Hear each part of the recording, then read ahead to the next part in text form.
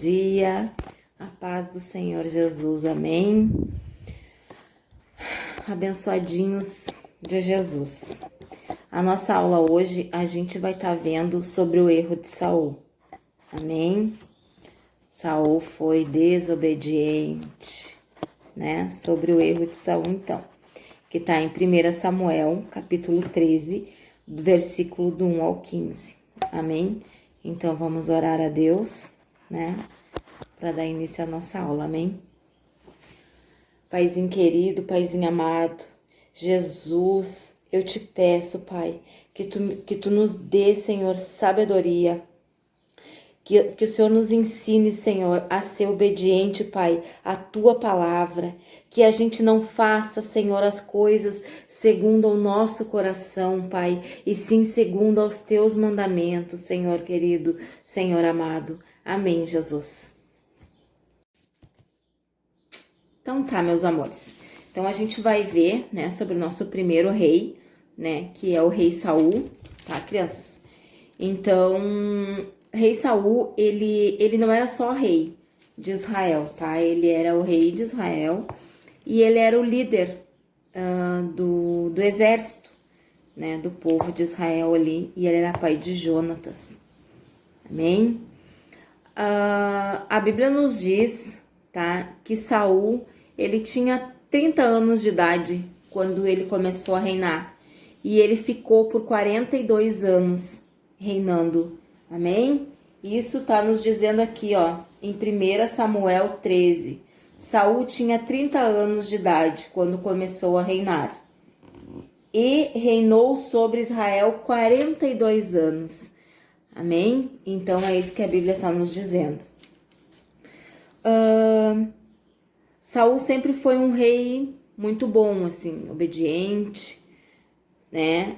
Meio turrão às vezes, né? Mas ele era obediente, né? Sabia das leis de Deus, né? Até porque Samuel estava sempre ali na volta, né? De Saul, às vezes puxando a orelha de Saul, às vezes, né, conversando, né, porque Samuel era um profeta de Deus. Então, né, Samuel estava ali e falava, ó, Deus mandou falar isso para ti, né, Deus mandou te dizer isso. E um certo dia, Saul, ele pegou 3.000 homens, tá? E ele deixou 2.000 homens com Jonatas, e 1.000 homens ficaram com ele em Gilgal, amém? E Jonatas, ele foi lutar com esses 2.000 homens. Então Jonatas vai lutar, e Jonatas ganha a guerra, ganha a luta, né? E o que acontece? Saul toma posse daquela vitória, né? Saul pega aquela vitória para ele, né? Diz que é dele aquela vitória. E aquilo tomou uma proporção tão grande, crianças, tão grande, que chegou ao ouvido dos inimigos, né?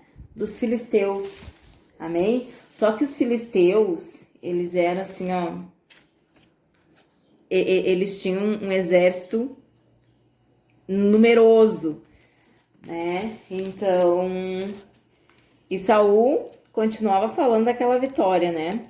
Amém? E os filisteus ficaram indignados, né?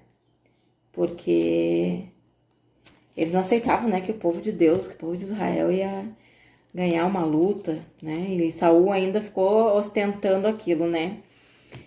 A Bíblia nos diz que aquela multidão, que aquele povo filisteu, eles eram como areia na praia. Imaginem isso, como areia na praia. E eles vêm vindo, né? Eles vêm vindo sobre Israel, eles vêm vindo sobre o povo, e eles querem o povo de Israel. E aí o que acontece? Saul, ele fica apavorado, ele fica enlouquecido, porque ele não sabe o que fazer, porque eles não viam o fim daquele povo. E começaram a se esconder. onde eles achavam, né? Eles achavam umas brechas, assim, eles iam se escondendo em caverna, em buracos e coisa, né? E eles estavam apavorados com a situação essa, né, do povo filisteu vindo atrás deles. Então, o que acontece? Quando os filisteus começaram a vir, né, contra o povo, Saul ficou amedrontado, né? Ele não sabia mais o que fazer com todo aquele povo, né, vindo para cima deles. Então ele ofereceu um holocausto, né? Ele ofereceu um sacrifício, né, para que ele conseguisse vencer, né, a batalha. Só que isso só era permitido aos sacerdotes. Só o sacerdote podia oferecer sacrifício, oferecer uma oferta, qualquer coisa. Era só os sacerdotes. E Saul, ele conhecia os mandamentos, amém? Ele conhecia as leis de Deus, né? E foi quando Samuel, né, chegou e repreendeu ele, que ele estava errado, que ele sabia que não poderia ter feito aquilo, né? E Deus fala para Samuel, né, que para dizer para Saul, né, que ele ia tirar Saul do reino, né? E que Deus colocaria para reinar alguém segundo o seu coração, porque Saul já não era mais segundo o coração de Deus. Amém? E Saul ficou indignado, ele se indignou com isso, né? Só que ele sabia a proporção das coisas que ele tinha feito e tentou colocar a culpa em Samuel. Disse que quando aconteceu tudo aquilo, Samuel não estava ali, né? Mas não adiantou ele querer pôr a culpa em Samuel, pois a culpa era dele. Ele conhecia o mandamento, ele sabia que ele não poderia fazer, né, um holocausto ou uma oferta, qualquer coisa, né? Não estava nas mãos dele, né? Ele não poderia fazer isso. O que Saul fez? Ele agiu por conta própria. Ele se precipitou. Ele agiu assim.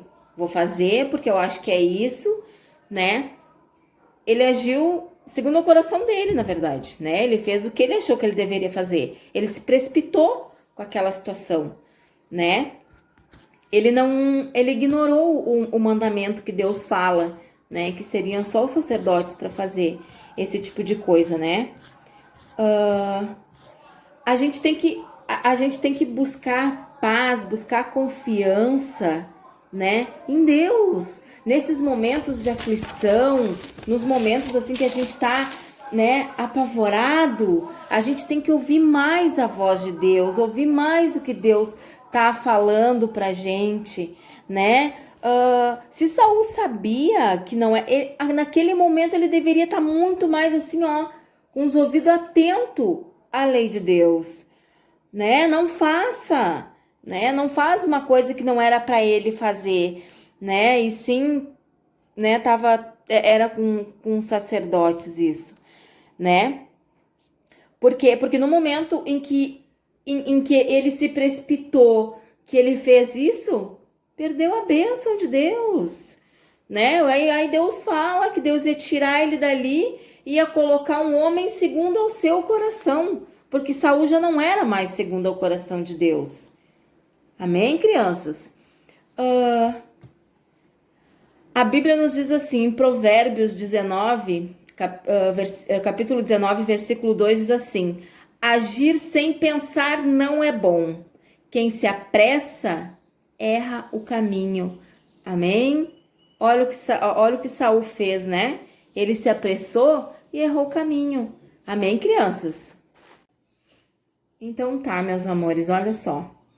Então que a gente não faça que nem Saul, né? Que a gente não se precipite, né? Que a gente não passe por cima das leis de Deus, né? Que a gente siga as leis, né? E não faça segundo o nosso coração. A gente tem que ir segundo o coração de Deus, né? A gente tem que fazer a coisa certa, né? Que se tu faz a coisa errada, né? Tudo tende a dar errado. Amém? Então, vamos fazer uma oração para a gente se despedir. Até a próxima aula. Amém? Paizinho querido, Paizinho amado, eu te agradeço, Senhor, por mais essa aula, Senhor. Eu te agradeço, Jesus, por mais essa oportunidade, Paizinho querido. E te peço, Senhor, que os nossos corações sejam segundo ao teu coração. Paizinho querido, Paizinho amado, nos abençoe, Senhor, abençoe a nossa família, abençoe a todos aqueles que nos cercam, Paizinho querido. Amém.